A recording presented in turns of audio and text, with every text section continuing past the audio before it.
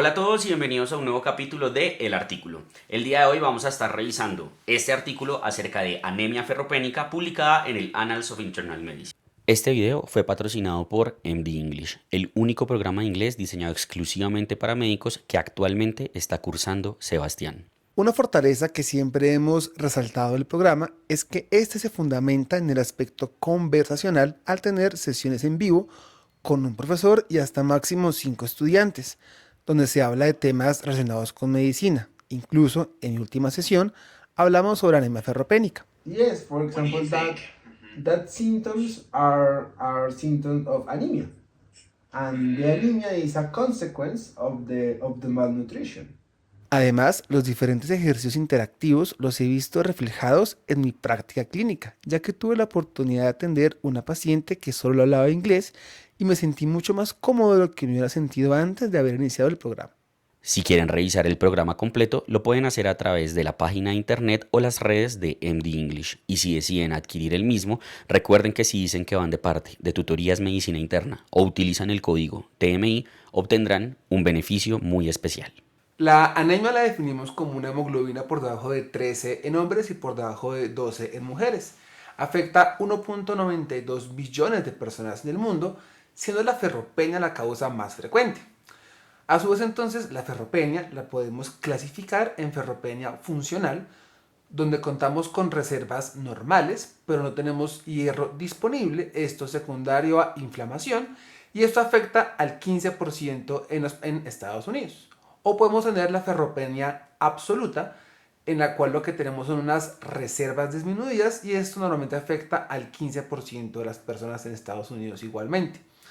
Aquí vamos a tener tres causas. La primera va a ser sangrados, donde destaca el sangrado gastrointestinal y los sangrados menstruales anormales. Tenemos la baja ingesta o las alteraciones en la absorción, donde se puede ver asociado a una mala dieta, al estrato económico, a la cirugía bariátrica o enfermedades propias malabsortivas. Y finalmente el aumento en los requerimientos como se ve en la niñez o en el embarazo. A pesar de lo frecuente de esta patología, no hay evidencia que sustente el tamizaje universal de la misma. Sin embargo, sí hay recomendaciones en poblaciones específicas. El CDC da una recomendación de hacer un tamizaje cada 5 años en población adolescente y en población con capacidad de menstruar. Y adicionalmente recomiendan hacer el tamizaje de forma anual en aquellos pacientes que ya hayan tenido déficit de hierro, que tengan una baja ingesta de hierro o que tengan sangrado menstrual abundante. Y por su parte, la guía europea da una recomendación de tamizaje antes de los procedimientos o las cirugías mayores. Respecto a la prevención, en muchos países del mundo lo que se ha hecho es fortificación de algunos alimentos, sobre todo relacionados con la harina, y también se puede considerar dar suplencia oral de hierro en poblaciones de riesgo, como pudiera ser pacientes con dieta vegana o como pudiera ser pacientes con cirugía bariátrica. Ya respecto a la sintomatología que podemos tener en relación a esta enfermedad, en general va a ser la de un síndrome anémico, fatiga, astenia, adinamia, cefalea, pero van a haber algunos síntomas que son propios de la ferropenia. Dentro de estos encontramos la pica, que es la ingesta de lo que son sustancias que no son alimentos, como puede ser arena, hielo, entre otras. También podemos tener síndrome de piernas inquietas o hallazgos al examen físico como glositis, atrofia de la piel, queilitis angular e incluso coiloniquia. A la hora de diagnosticar esta enfermedad, partimos de hemograma, reticulocitos y frotis periférico. Lo esperado va a ser una anemia microcítica arregenerativa, destacando que en estadios tempranos esta anemia puede ser normocítica. El gol estándar sería el estudio de la médula ósea, sin embargo, este es un procedimiento invasivo que poco se hace para el diagnóstico de esta patología y usamos la ferritina, un marcador sensible y específico para identificar la ferropenia, con puntos de corte que varían entre 15 y 45, destacando que el artículo nos va a definir la ferropenia absoluta como una ferritina por debajo de 30. La ferritina se puede ver falsamente elevada por la inflamación, por lo cual acá tendremos que apoyarnos en un examen adicional, la cual será la saturación de transferrina, con un punto de corte de menos del 20%, lo que nos permite definir la ferropenia funcional, que será aquella que tenga ferritina por encima de 30, pero transferrina por debajo del 20%.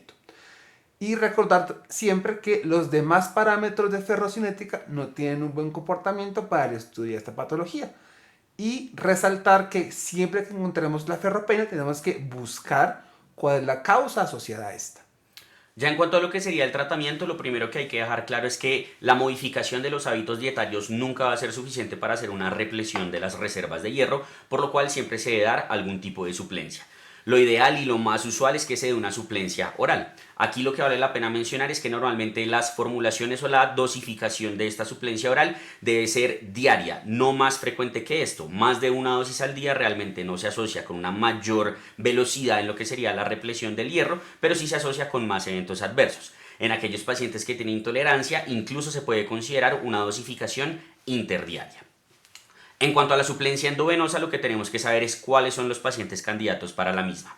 Aquí vamos a incluir a pacientes que requieran una elevación rápida de las suplencias de hierro y también en aquellos pacientes que no tengan tolerancia a la vía oral, no tengan una adecuada absorción oral del medicamento y finalmente aquellos pacientes que no hayan respondido como tal a la suplencia oral.